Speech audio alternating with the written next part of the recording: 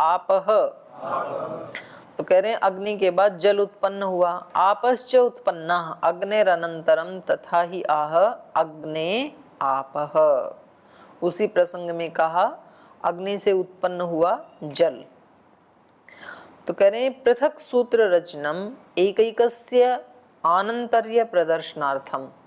अब यहाँ ये है कि भाई इसके बाद ये उत्पन्न हुआ, इसके बाद ये उत्पन्न हुआ, तो उसके लिए एक एक सूत्र क्यों बना रहे हैं? एक ही जगह बता देते कि उसके बाद ये उत्पन्न हुआ, उसके बाद ये उत्पन्न हुआ, पांचों का एक ही जगह बता देते। तो कह रहे हैं यहाँ पर एक एक का आनंतर्य दिखाने के लिए सूत्रकार एक एक का नाम ले रहे हैं, किसके बाद कौन उत्पन्न हुआ, क्रम दिखाने के लिए। ठीक है, तो अग्नि के बाद उत्पन्न हुआ फिर जल, और जल के बाद पृथ्वी। पृथिव्यधिकरण रूप शब्दांतरेभ्यः। तो कह रहे हैं पृथ्वी और अधिकरण रूप शब्दांतरेभ्य। शब्दांतरेभ्य का मतलब है यहाँ पर अधिकरण रूप जो पृथ्वी है इसको अलग से सूत्र के रूप में कहा, माने इस सूत्र का योग विभाग किया यहाँ पर इन्होंने। पृथ्वी अधिकरण रूप, क्योंकि पृथ्वी से दो चीजें ली जा सकती हैं, अन्न भी लिए जा सकते हैं और एक अन्नों का भी जो अधिकरण रूप है पृथ्वी उसका भी ग्रहण हो सकता है। तो यहाँ पर कहा अधिकरण रूप शब्दांतरेभ्यः। तो इदम सूत्रम योग विभागेन व्याख्येयम अस्ति। इस सूत्र को हम योग विभाग से इसकी व्याख्या करेंगे, क्योंकि कुछ चीजों की ना एक तरफा व्याख्या नहीं हो सकती है, उनकी ठीक ठीक व्याख्या योग विभाग करने से ही हो सकती है। जैसे कोई व्यक्ति कहे कि भाई जो जो उत्पन्न होते हैं वो सब मरते हैं कि नहीं, तो इसका उत्तर एक वाक्य में दिया जा सकता है, जो उत्पन्न हुआ है वो सब मरेगा, इसमें कोई दूसरा उत्तर नहीं आ सकता है। पर जो जो मर गए वो सब उत्पन्न होते हैं कि नहीं, हैं? इसका योग विभाग करना पड़ेगा, इसका एक उत्तर नहीं दे सकते हैं आप। जिस जिसने शरीर धारण किया वो सब शरीर को छोड़ेंगे, इसका उत्तर एक तरफा दिया जा सकता है। पर जिस जिसने शरीर छोड़ा वो पैदा होंगे कि नहीं, तो इसके योग विभाग करने पड़ेंगे।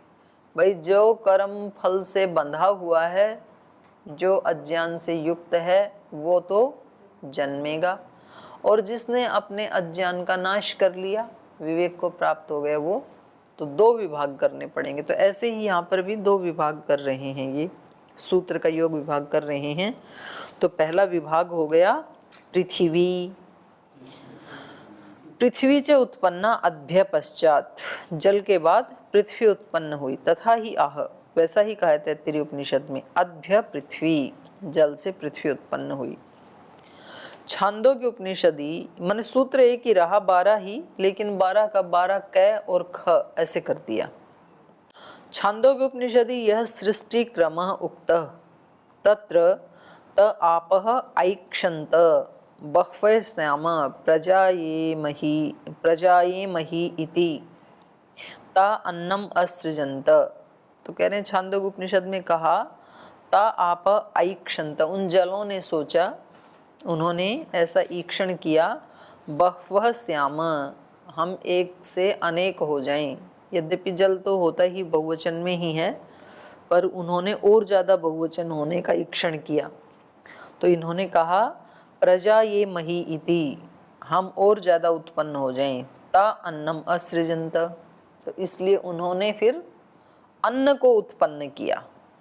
तो यहाँ पर जल से पृथ्वी को उत्पन्न हुआ ऐसा नहीं कह रहे, क्या कह रहे हैं, जल से अन्नम असृजंत। तो ये अन्न शब्द आ गया ना, तो इसलिए योग विभाग करना पड़ा, क्योंकि अन्न से अब हम पृथ्वी का ग्रहण करें या गेहूं जो चावल आदि अन्नों का ग्रहण करें। अभ्य पश्चात अन्नोत्पत्ति दर्शिता, जल के बाद वहां पर छांदोग्य उपनिषद में अन्न की उत्पत्ति दिखाई गई है। तदत्र यवाद्यम अन्नम ग्राह्यम पृथ्वी वा इति आकांक्षायाम उच्यते। तो यहाँ पर ये आकांक्षा होती है कि भाई अन्न कहने से हम जो ये यव आदि हैं, जो आदि अन्न हैं, इनका ग्रहण करें या पृथ्वी का ग्रहण करें, दोनों में से किसका ग्रहण करें। तो इसलिए यहाँ पर सूत्र में स्पष्ट कर दिया, अधिकरण रूप शब्दांतरेभ्य। बोले अधिकरण रूप पृथ्वी का ग्रहण करना है यहाँ पर। ता आप ऐक्षंत और अन्नम असृजंत, जो ऊपर वाला था, जलों ने सोचा कि हम बहुत हो जाएं, तो ऐसे सोच के उन्होंने अन्न के रूप में सृजन किया। अत्र अधिकरणम लक्ष्य प्रकरणम। तो यहाँ पर ये जो प्रकरण चल रहा है, उस प्रकरण को देखते हुए किसका ग्रहण करेंगे, अधिकरणम। जो अन्नों का भी आश्रय है, अधिकरण है पृथ्वी, क्योंकि यहाँ पर प्रकरण किसका चल रहा है, भूतों की उत्पत्ति का चल रहा है। तो जब 4 भूत उत्पन्न हो गए तो 5वां भी भूत का ही ग्रहण करना चाहिए। अत्राधिकरणम लक्ष्य प्रकरणम सृष्टि क्रम, यहाँ सृष्टि क्रम में जो प्रकरण चल रहा है, तद्रूप शब्दांतरेभ्य निर्णीयते, तो उसके अनुरूप ही इस शब्दांतर से निर्णय किया जाएगा। यत् पृथ्वी ग्राह्या, निर्णय ये होगा कि पृथ्वी का ग्रहण करना चाहिए।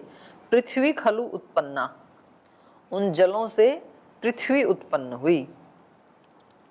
संति शब्दांतराणि भूत विषयकाणी, तो यहाँ पर ये जो शब्द है अन्नम, ये क्या है, भूत विषय वाला भी है, अन्य विषय वाला भी है, लेकिन यहाँ पर किसका ग्रहण किया जाएगा, भूत का। तत्तेजो असृजत, तत् अपो असृजत, 2 शब्द हैं यहाँ पर। उससे तेज उत्पन्न हुआ और तेज से फिर तद अपो असृजतः, तो ये कह रहे हैं तेजः आपश्च इति भूत नाम है। तेज भी भूतों का नाम है, अग्नि का नाम है, और आपे भी भूत का नाम है। तस्माद् अत्र अधिकरण रूप शब्दांतर साहचर्यात् तेज आप इति भूत साहचर्यात् अन्नम असृजन्त अन्न शब्देन पृथ्वी ग्राह्या।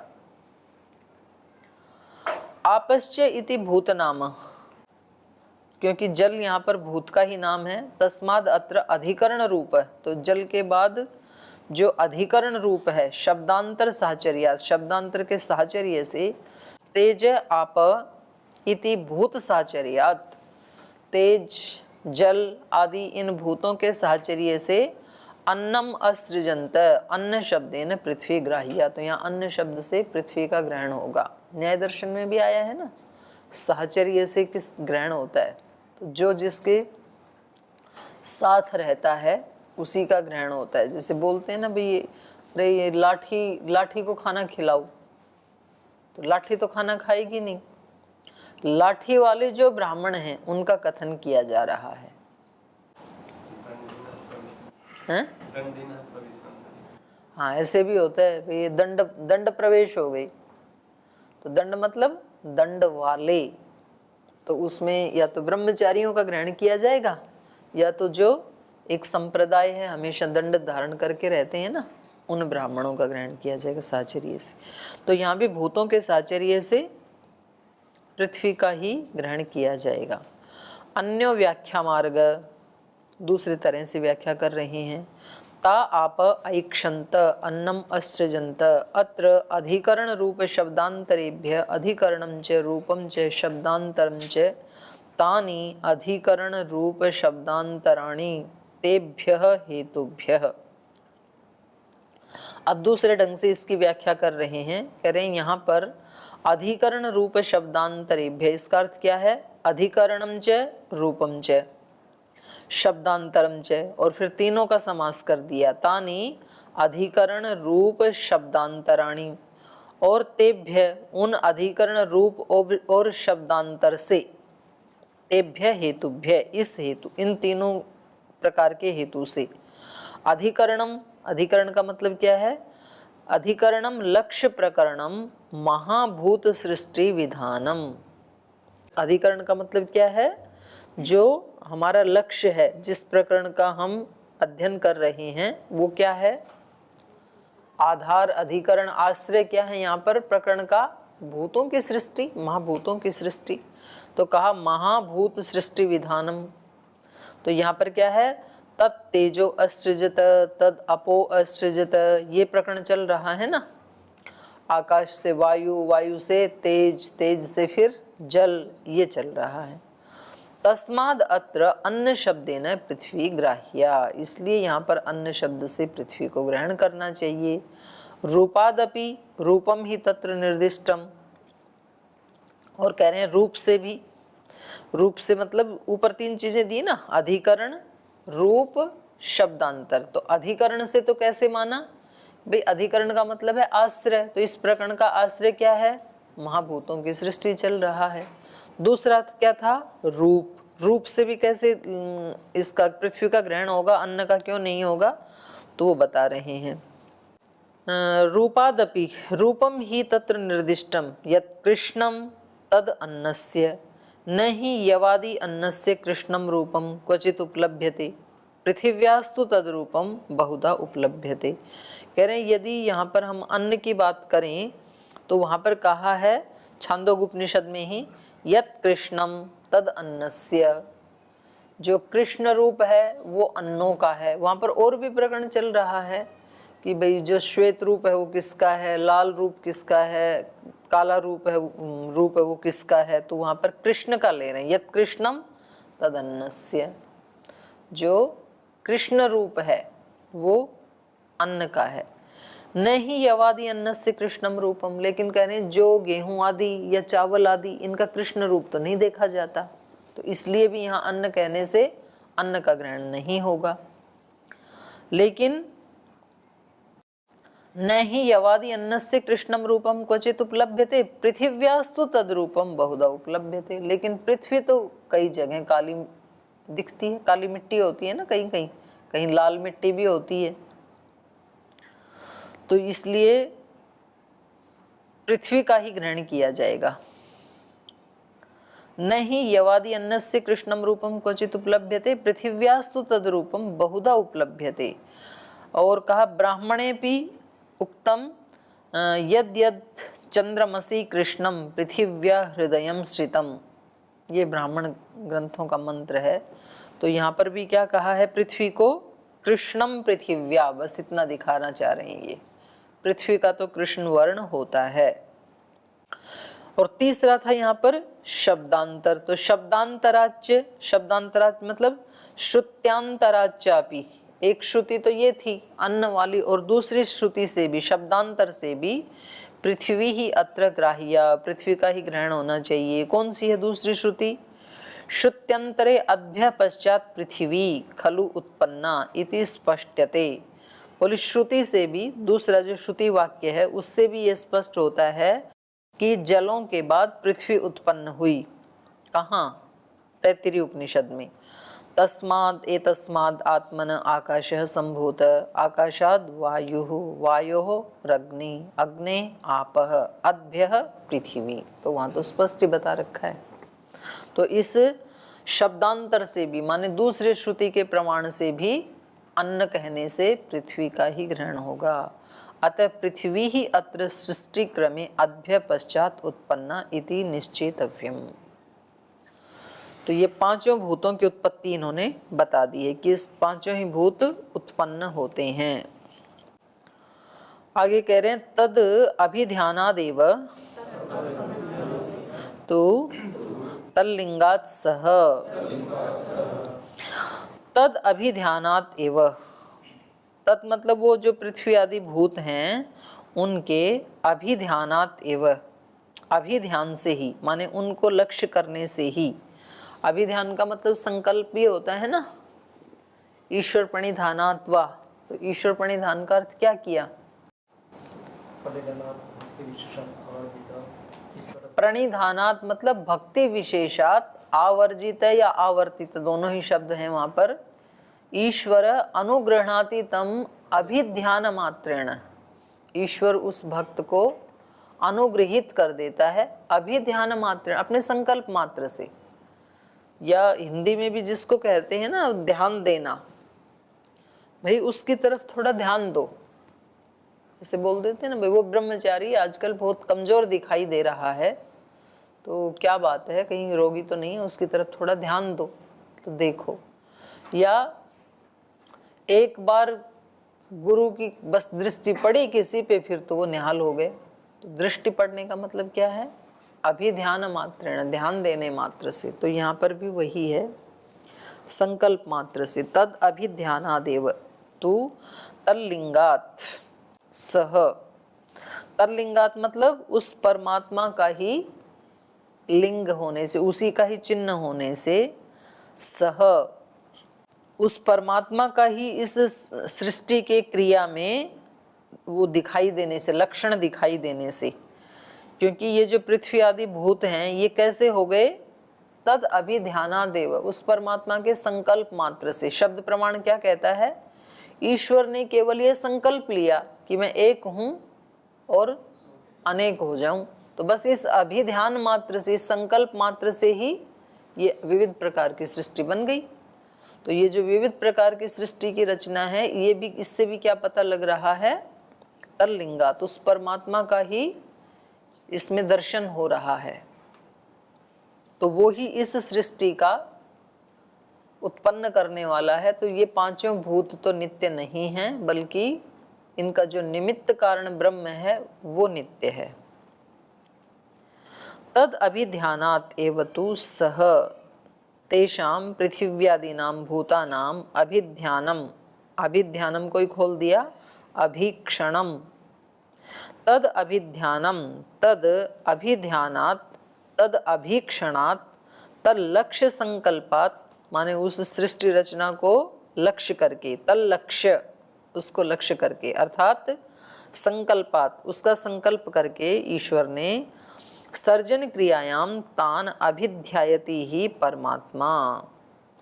सर्जन क्रियायाम, ये जो सृष्टि की रचना थी, सृजन क्रिया थी, इसमें तान अभिध्यायति, उन सृष्टि के पदार्थों को, माने पंचभूतों को, उन पांच भूतों को अभिध्यायति, उनका संकल्प करता है, उनको लक्ष्य करता है। अभिध्यायति ही परमात्मा, वो परमात्मा ही इन पांचों का संकल्प करता है। अतः स एव तेषां सृष्टा, इसलिए वही इन पांच भूतों का सृष्टा है। तल्लिंगात, तल्लिंगात माने तस्य लिंगात, तस्य परमात्मन लिंगम ही तत्र सर्जन क्रियायाम ईक्षणम स्पष्टम विद्यते। क्योंकि इनकी रचना करने में और कोई तो इनकी रचना कर नहीं सकता है, और ये स्वयं तो जड़ हैं, इसलिए स्वयं भी अपनी रचना नहीं कर सकते हैं। तो इनकी उत्पत्ति में उस परमात्मा का ही लक्षण स्पष्ट दिखाई देता है। स एव तेषां सृष्टा, वही इनका सृष्टा है। तस्य परमात्मनो लिंगम, ये सृष्टि अपने आप में ही इस बात का प्रमाण है। तत्र सर्जन क्रियायाम ईक्षणम स्पष्टम विद्यते, ये जो सर्जन की क्रिया है इसमें जो देखा जा रहा है, इससे स्पष्टम विद्यते, स्पष्ट मालूम पड़ता है। तद ऐक्षत बहुश्याम प्रजायेय, उसने ये ईक्षण किया, संकल्प लिया, अभिध्यान किया कि मैं बहुत प्रजाओं वाला हो जाऊं। सो अकामयत बहुश्याम प्रजायेय इति, उसने ये संकल्प लिया, कामना की, कामना तो क्या कहेंगे, अभिलक्ष्य कहेंगे उसको। उसने लक्ष्य किया कि मैं बहुत हो जाऊं, प्रजाओं वाला। स तपस्तप्त्वा इदम सर्वम असृजत, फिर उसने तप किया और फिर ये सब कुछ सर्जन कर दिया। तपस्तप्त्वा इदम सर्वम असृजत, इस सब का सृजन कर दिया। यदिदम किंच, जो कुछ भी यहाँ दिखाई देता है ये सब भगवान ने ही, परमात्मा ने ही इसका सृजन किया। सेयम दैवतई देवता ईक्षत हंताहम इमा तिस्रो देवता अनेन जीवेन आत्मना अनुप्रविश्य नाम रूपे व्याकरवाणी। तो करें सा इयम दैवता, तो उसने क्या सृजन किया तप तप करके? बोले ये जो देवता, कौन सा देवता? त्रिदेवता, तीसरा देवता, इन तीन देवताओं को उसने निश्चित रूप से हंताह इमाम तीसरा देवता, तप करके उसने ईक्षण किया, संकल्प लिया और ये त्रिदेव को उत्पन्न कर दिया। त्रिदेव का मतलब है यहाँ पर सत्वरजतम, सत्वरजतम में उसने वो कर दिया, गति दे दी। अनेन जीवेन आत्मना अनुप्रविश्य नाम रूपे व्याकरवाणी। तो इसके द्वारा अनेन जीवेन मतलब आत्मना, अपने आप के द्वारा अर्थात चेतन के द्वारा, अनुप्रविश्य उस सत्वरजतम में प्रवेश करके, नाम रूपे व्याकरवाणी, इनको भिन्न भिन्न नामों वाला, भिन्न भिन्न रूपों वाला मैं कर देता हूँ। अथच यत्, तो फिर उसके बाद जो हुआ उसमें से सबसे पहले क्या था, आकाश, और तत्तेज ऐक्षतः, फिर तेजों ने सोचा, ता आप ऐक्षंत, फिर ये सारा सृष्टि का क्रम जो ऊपर था। तो पहले परमात्मा ने इन त्रिदेव को गतिमान कर दिया और उससे सोचा कि मैं इनको भिन्न भिन्न नाम रूप वाला कर देता हूँ, तो फिर ये सारी सृष्टि पंचभूतों तक उत्पन्न हो गई। अथच यत् तत्तेज ऐक्षत त आप ऐक्षन्तः इत्यादि प्रयोगस्तु खलु आलंकारिकः उक्तम ही पूर्वम सूत्रकारेण।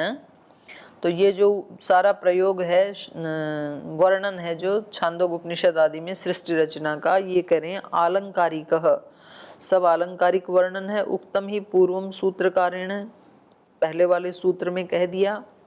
क्या कहा था पहले, 2:1:5 में कहा था ना, अभिमानी व्यपदेशस्तु विशेषानुगतिभ्याम। ये सारा वर्णन क्या है, अभिमानी व्यपदेश माने आलंकारिक वर्णन है ये। तत्रपि स एव परमात्मा अंतर्यामी रूपेण अवतिष्ठते। तो वहां पर भी जो वर्णन बताया था सृष्टि का, वहां पर भी अंतर्यामी रूप से परमात्मा ही स्थित है। यथा च उक्तम सो अपसु तिष्ठन् अभ्यो अंतरो यस्य आपे शरीरम यो अपो अंतरो यमयति यो अग्नौ तिष्ठन् अग्ने अंतरो यस्य अग्नि शरीरम यो अग्निम अंतरो यमयति। तो ये सारा वर्णन अपन ने पीछे पढ़ा ही था। जो जलों के अंदर स्थित रहता हुआ भी जलों से भिन्न है और जल उसके शरीर की तरह से हैं, ऐसे ही जो अग्नि में रहते हुए भी अग्नि से भिन्न है, अग्नि जिसका शरीर है, यो अग्निम अंतरो यमयति, जो अग्नि से भिन्न रहता हुआ उसका शासन करता है। तो पांचों भूतों से भिन्न रहता हुआ, पांचों भूतों के अंदर भी है और इनसे अलग भी है, और अलग रहता हुआ इनका शासन भी करता है। यो अग्नौ तिष्ठन् अग्ने अंतरो यस्य अग्नि शरीरम यो अग्निम अंतरो यमयति, उससे अलग रहता हुआ उसका शासन करता है। तस्मात् तेषां सर्वेषां स्रष्टा स परमात्मा एव अस्ति। तो पीछे भी ये बात आई थी दूसरे अध्याय में भी, वहाँ पर भी यही बताया था कि वो ही इन सब भूतों का सृष्टा है और वही इनका यमयता है, यमयिता है, अनुशासन करने वाला भी, सृजन भी करता है। और सृजन करके ऐसे नहीं कि छोड़ दिया ऐसे लावारिश की तरह से, फिर उन पे अनुशासन भी करता है, उनको संभाल के भी रखता है। उक्त खलु उत्पत्ति क्रमो अथा परो लय क्रम। और करें यहाँ तक हमने क्या बताया, उत्पत्ति क्रम बताया। अब इनके लय का क्रम भी बताते हैं। ऐसा नहीं है कि एक बार भगवान ने उत्पन्न कर दिया और बस फिर वो उत्पन्न ही रहे सदा सदा के लिए भूत। तो उत्पन्न जो होता है वो लय को भी प्राप्त होता है, उसका विनाश भी होता है, नष्ट भी होता है। विपर्येण तु क्रमो अत उपपद्यते च। तो कह रहे हैं जैसे हमने ये क्रम बताया कि भाई 3 देवता को उत्पन्न किया, फिर आकाश सबसे पहले उत्पन्न हुआ, आकाश से फिर वायु, वायु से तेज, तेज से जल, जल से पृथ्वी, ये जो क्रम बताया, इसके विपरीत क्रम से इनका लय हो जाता है। विपर्येण तु क्रमो अत उपपद्यते च। बोले इनका विपरीत क्रम बताया है तो इससे लय हो जाता है। अत अस्माद उत्पत्ति क्रमात् क्रमो अपरो लय। ये जो उत्पत्ति का क्रम था इससे जो विपरीत, ठीक उल्टा, वो क्या है, लय का क्रम है। स तु विपर्येण, विपर्येण माने प्रतिलोमेन, स तु विपर्येण प्रतिलोमेन खलु उपपद्यते। वो जो लय का क्रम है वो ठीक इससे उल्टा, अनुलोम तो हो गया सृष्टि क्रम और प्रतिलोम हो गया लय कर्म। स तो विपर्यण प्रतिलोमेन खलुपपद्यते सिद्ध्यति युक्तितः शास्त्रतश्च, दोनों ही प्रकार से, युक्ति से भी और प्रमाण से भी। युक्तितः युक्तिस्तावत्, उसमें युक्ति दे रहे हैं पहले। सोपानस्य आरोहणम येन क्रमेण क्रियते तद विपरीतेन तद प्रतिलोमेन किल तस्य अवरोहणम क्रियते। जैसे सीढ़ी पे कोई व्यक्ति चढ़ता है तो जिस क्रम से ऊपर चढ़ता है उसी क्रम से तो नीचे उतरता है। मानो 20 सीढ़ियां हैं तो 1 2 3 4 5 ऐसे 20 तक चढ़ गया, फिर 20 19 18 17 16 ऐसे ही तो होगा ना। तो ये हो गई युक्ति। सोपानस्य आरोहणम येन क्रमेण क्रियते तद विपरीतेन तत् प्रतिलोमेन किल तस्य अवरोहणम क्रियते इति लोके दृश्यते ही, ऐसे लोक में देखा जाता है। तथा कार्पाश अंशुभ्यः तन्तवः तंतुभ्यः सूत्राणि निर्मीयन्ते सूत्रेभ्यो वस्त्रं निष्पद्यते इति एष वस्त्रस्य उत्पत्तिक्रमः। तद वैपरीत्येन तस्य वस्त्रस्य लयक्रमो नाशक्रम उपलभ्यते।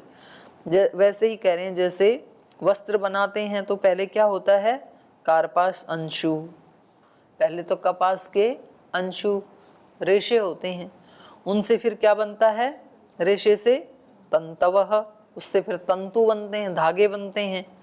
और तंतुभ्यः सूत्राणि निर्मीयन्ते, और वो जो धागे हैं उनसे फिर बड़े धागे सूत्र वो बन जाते हैं।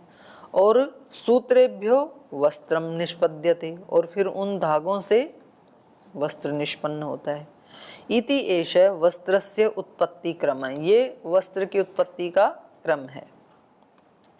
तद वैपरीत्येन, और उससे विपरीत, तस्य वस्त्रस्य लय क्रम, उसका नाश क्रम उससे विपरीत है।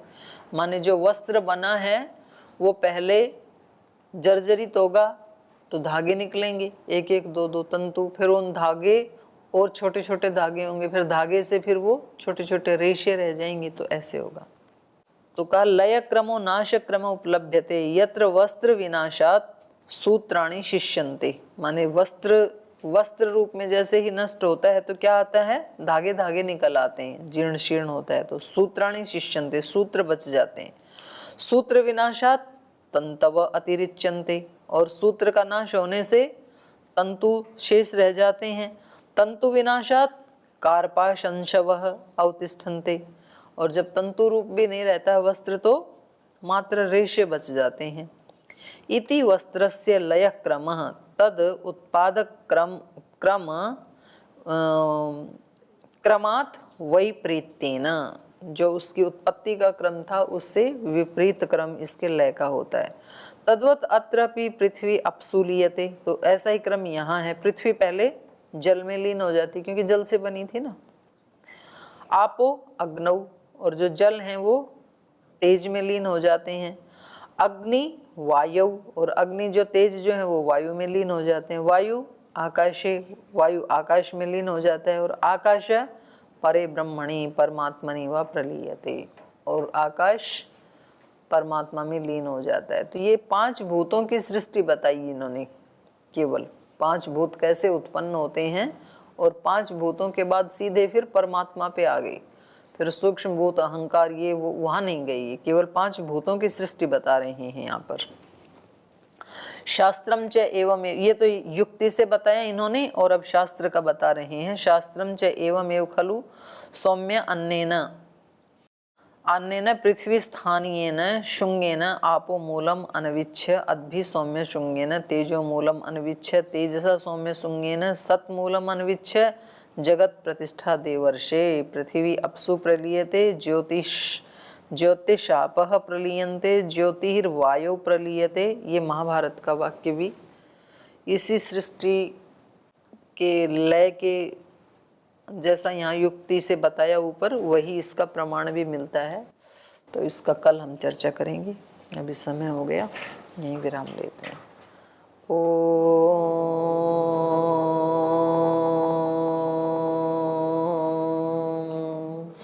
शांति शांति शांति।